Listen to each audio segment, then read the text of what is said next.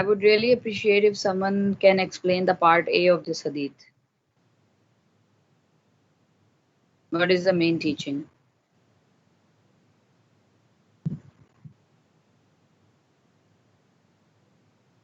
Yes, boys?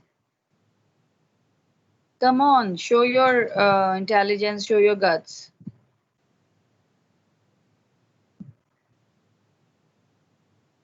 No one? Though it is already written on the screen as well.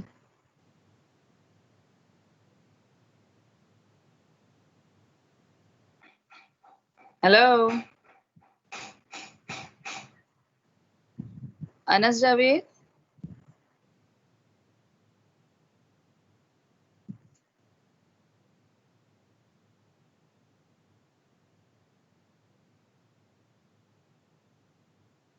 Naveen, do you want to say something?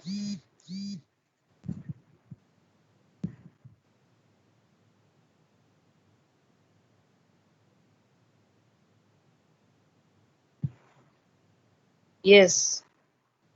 Can anyone talk about hadith number 3?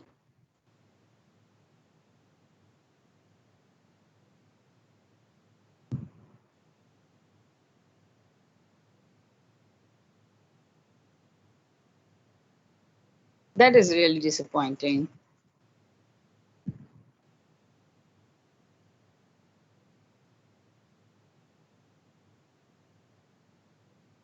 Okay.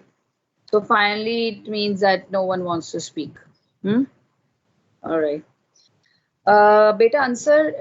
Actually, this teaching of hadith number 3 is about the cardinal disciplines for a true believer. Holy Prophet ﷺ has laid down certain disciplines for a true believer. It means that unless belief expresses itself practically, it remains but a pretension. Teaching of the Prophet aim at inculcating and developing the feeling of generosity and kindness in our day-to-day interaction with others. True belief is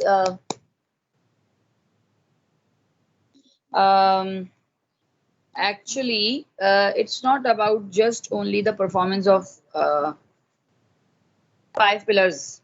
It is about using good language as well. And when you talk good, when you express good, when you speak with intelligence, so it shows your belief as well. You express your belief as well. And otherwise, if you cannot say good thing, so you should remain silent. Several bad things, several evil things, transgressions and indecent things happened and originate from the misuse of tongue. Right? So similarly, our faith, our iman, our deen is associated with our social conduct, good social conduct. Because Muslim believe that observance of acts of worship is one aspect. It means that offering prayer, keeping fast, giving charity, all the 5 pillars of Islam, it is act of worship, right? But other than that, the second aspect is being kind to others. Islam के दो aspects हैं. One is the acts of worship, all those acts of worship which we have to follow, and the second one is being kind to others. लोगों से अच्छा बर्ताव. Right? So this is the main teaching. Answer, is it clear to you now? Yes. Now coming back towards part B, that how we should apply it in our lives. हम कैसे कर सकते हैं इसको apply, what we should do. So there are points in this slide as well that what you should do. Can you give me any example of hospitality or anything towards others? If our neighbors are hungry or they don't have anything to eat, instead of making fun of them or eating our own dinner or our own lunch, we should share our food with them. Yes. Why one would make fun of it? Might be they just ignore them. If they won't making fun of them, they are just ignoring it. It is also a wrong thing. A faithful believer should be a source of comfort to his neighbors, and they should project generosity and hospitality towards all human beings, giving preference to other Muslim brethren. And the Quran also order us to be kind and polite in his speech and speak kindly to mankind. And हमारी जो Muslim society and our Muslim society, the important components are neighbors and guests. So we need to show generosity, and it. What would happen if we show generosity and hospitality towards them? Our bond of love and fraternity will be strengthened. And this is also certain duties which are given by Allah to us. Right, right?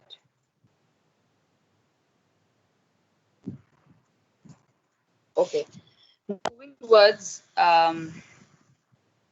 hadith number 5. Hadith number 4 is clear to all?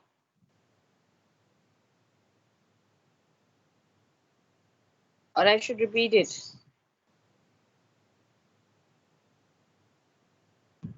Yes, I don't remember. Oh, I also haven't taken that class. Hadith number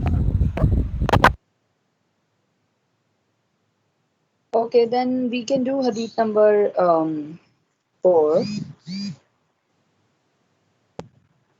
But I would like to listen to from everyone. Abdullah Nisar, Anas Javed, Azaz, Bilal, Nabil, Sarim, and Shahir Ejaz. Now I would like all of you to please participate. Whenever I ask, you have to speak.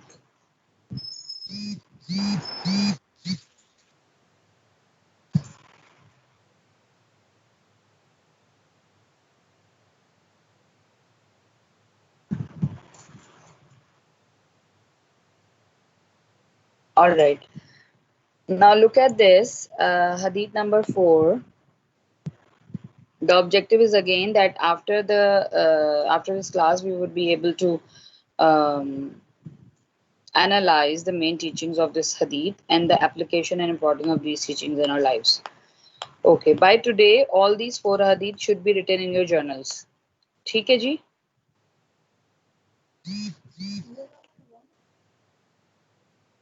Okay, I hope that all of you who are present here in this class have attempted the diagnostic test. आप में से कौन बच्चे हैं जिन्होंने diagnostic test नहीं किया है?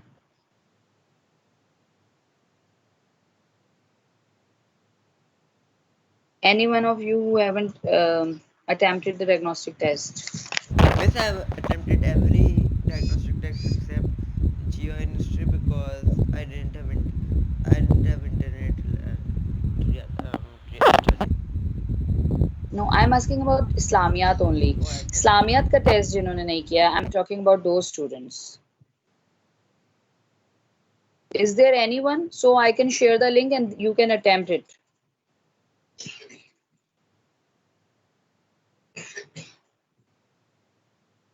All of you have attended?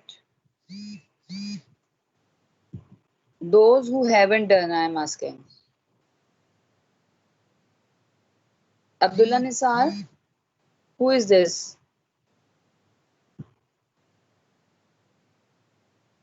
Yes, miss. Who is writing? It's me. Who haven't attended?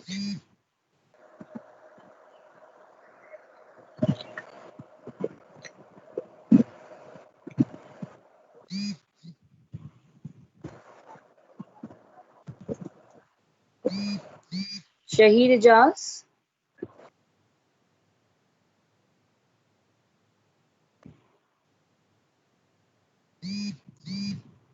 So Shahid, you can attempt the test. It is there in the meeting.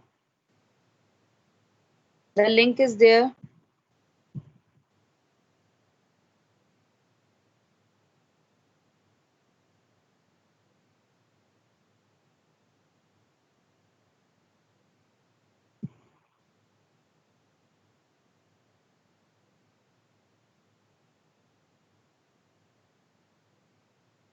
Okay, I've just shared the link in the chat box. Please just click on it and fill up the answer.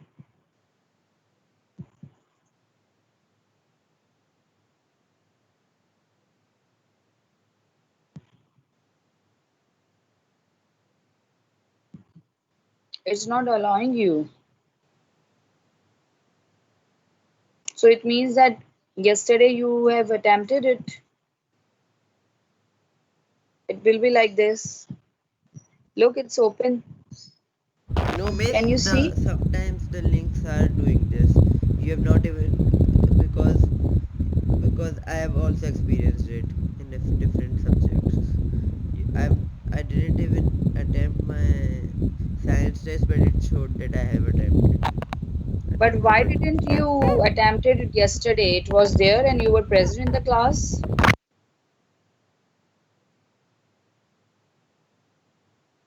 And at night, I also asked on the WhatsApp group to again. I've shared the link again, and I asked you to attempt the paper as it was open till 10:35 last night. So why you haven't attended?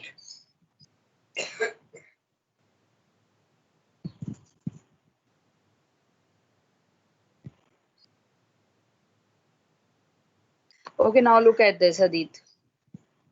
Hadith number 4.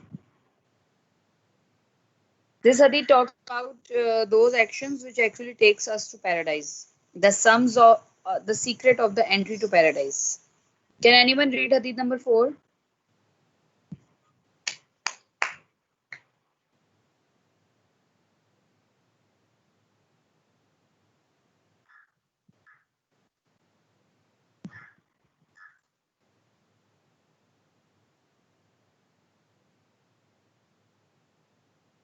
Bilal, can you please read hadith number 4?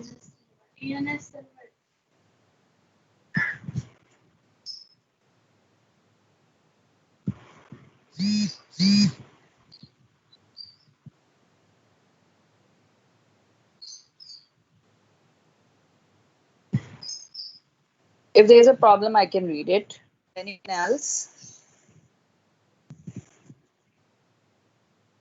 This hadith sums up the secret of entry to paradise, and prayers and fasting are two of the five pillars on which is erected the building of faith.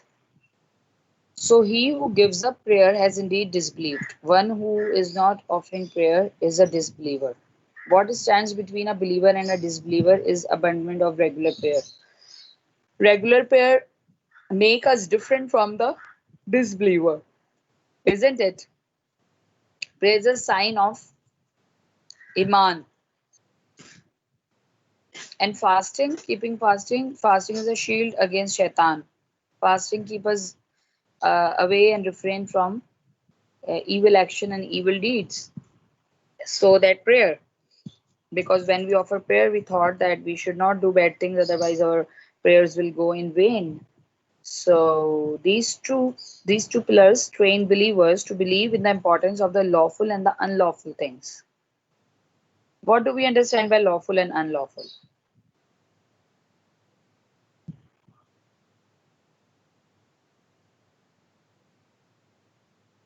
Yes, 9S. What do we understand by lawful and unlawful? Lawful things that are allowed in Islam, and unlawful things that are not allowed in Islam. Halal and haram, basically, or Yes, those things who abide by the law and unlawful don't. good. Anyone else? Azaz, Tarim,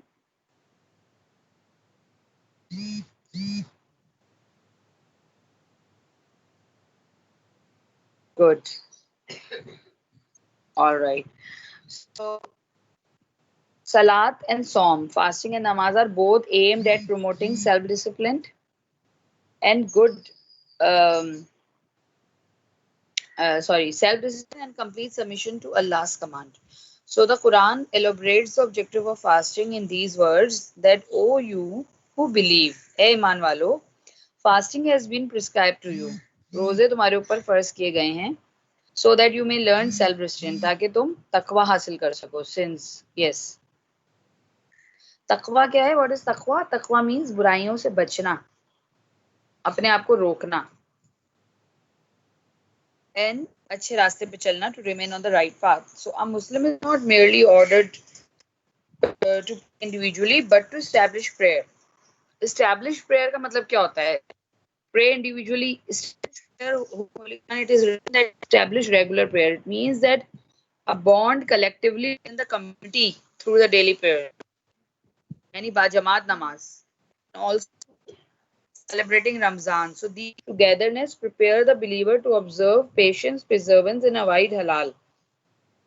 Because when we do offer prayers in Jamaat, जब हम congregation में पढ़ते हैं, तो we learn patience, organization, discipline. Isn't it?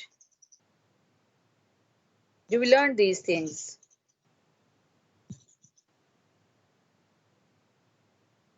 When we offer congregational prayer.